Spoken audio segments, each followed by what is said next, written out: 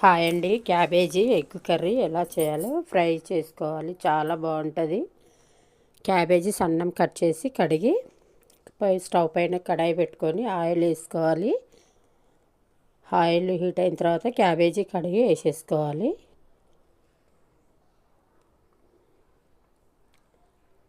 Cabbage మొత్తం అంతా వేసేసుకొని మంచిగా కలుపుకోవాలి.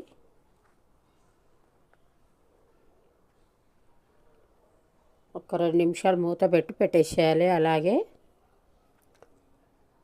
ఇప్పుడు కలపాలి. మొత్తం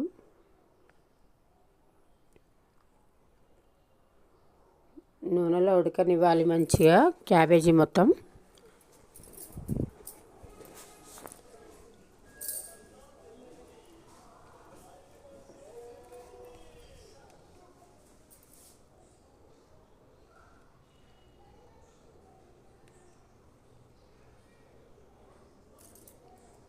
పసుపు వేయాలి. మంచి ఆయిల్లో ఉడికిన తర్వాత పసుపు వేసేసుకోవాలి.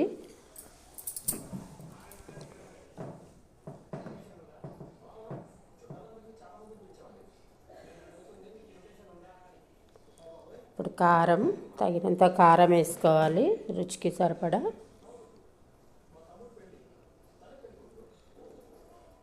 తర్వాత ఉప్పు మొత్తం వేసి ఒకసారి మంచిగా కలుపుకోవాలి. కలుపుకొని ఎగ్స్ వేసేసుకోవాలి. ఎన్ని వేసుకుంటారో అది మీ ఇష్టం, వేసుకోవాలి.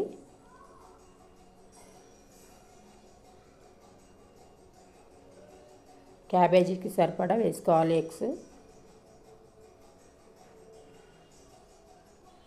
నేనైతే 3 ఎగ్స్ వేసా.